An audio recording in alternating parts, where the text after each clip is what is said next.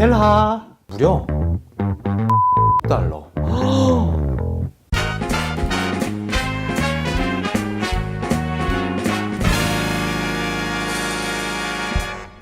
예술을 품격 있게 즐기는 시간 벨큐레입니다. 여러분, 세상에서 가장 비싼 작품이 뭔지 아세요? 땡, 틀렸습니다.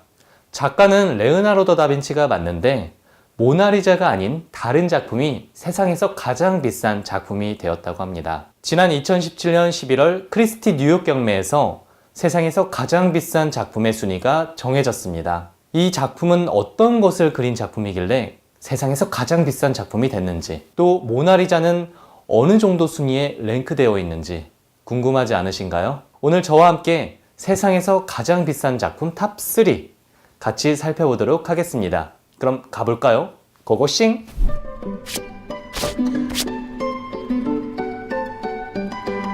세상에서 가장 비싼 작품 탑3 폴 세잔의 카드놀이 하는 사람들. 폴 세잔의 카드놀이 하는 사람들은 2011년 카타르 왕실에서 구입했는데요. 이전 경매 금액의 낙찰가보다 2배 이상을 주면서 그 당시 미술품 중에 가장 비싼 작품이 됐습니다. 세잔은 원근법처럼 눈에 비치는 투시법으로 그림을 그리지 않았습니다. 즉, 시점이 하나가 아니라 여러 시점을 갖는 그림을 그리게 됐는데요. 이는 파블로 피카소나 조르주 브라크와 같은 작가들에게 영향을 줘서 훗날 큐비즘을 탄생시키는데 큰 영향을 줬습니다. 그리고 현대미술의 아버지란 칭호도 얻게 됐고요. 사실 카드놀이 하는 사람들은 17세기 네덜란드와 프랑스에서 다뤘던 장르화입니다. 장르화는 일상적인 것들을 묘사한 그림인데요. 카드놀이는 일상적인 즐거움을 나타내기도 하지만 게임을 탐닉하는 인간의 나약함을 나타내기도 하네요.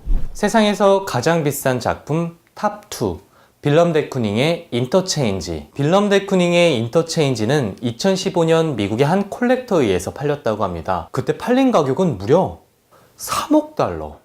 근데 이 콜렉터는 이 $3억 뿐만 아니라 $2억 더 투자해서 잭슨 폴락의 넘버 17A도 동시에 구매했다고 하는데요.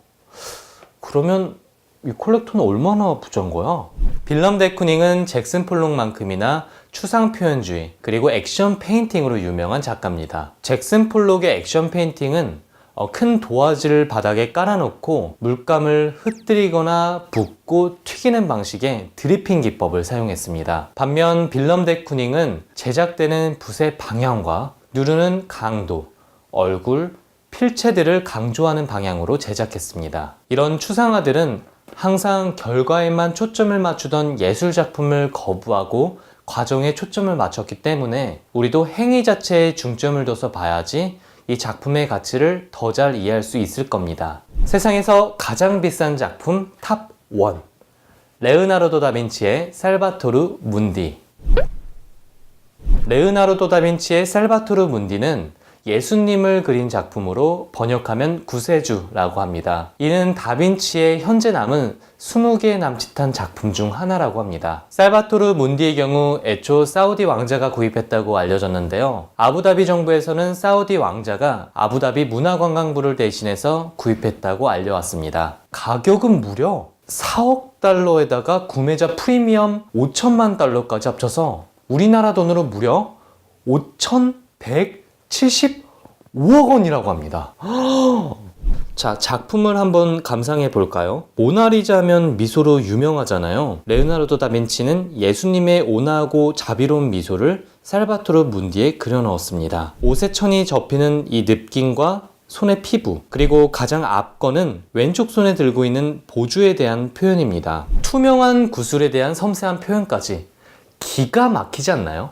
미술 전공자가 아니더라도 누구나 안다는 모나리자. 레오나르도 다빈치의 최고의 명화이자 세계 최고의 미술로 꼽히는 이 작품이 왜 세계에서 가장 비싼 작품의 목록에 올라있지 않았을까요? 미술품의 가격은 거래가를 바탕으로 기록되는데요. 모나리자는 현대에 들어와서 거래된 기록이 전혀 없기 때문입니다. 그렇기 때문에 모나리자의 값어치를 책정할 수가 없는 거고요. 1307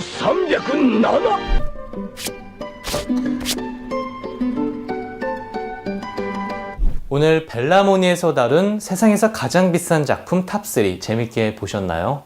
잘 모르는 작가가 있다고요? 작가는 아는데 잘 모르는 작품이 있었다고요? 사실 금전적으로 비싸게 값어치가 정해진다고 해서 그 작품이 훨씬 더 유명한 것을 뜻하는 것은 아닙니다. 예를 들면 뭉크의 절규라든지 아니면 반 고흐의 화병 속에 든 해바라기와 같은 작품들, 우리가 교과서 속에서 많이 보는 작품들이 꼭 더 비싼 가격으로 책정되는 것도 아니거든요. 유명세 말고도 작품이 더 비싸다고 작품성이 더 뛰어난 것을 얘기하는 것도 아닙니다.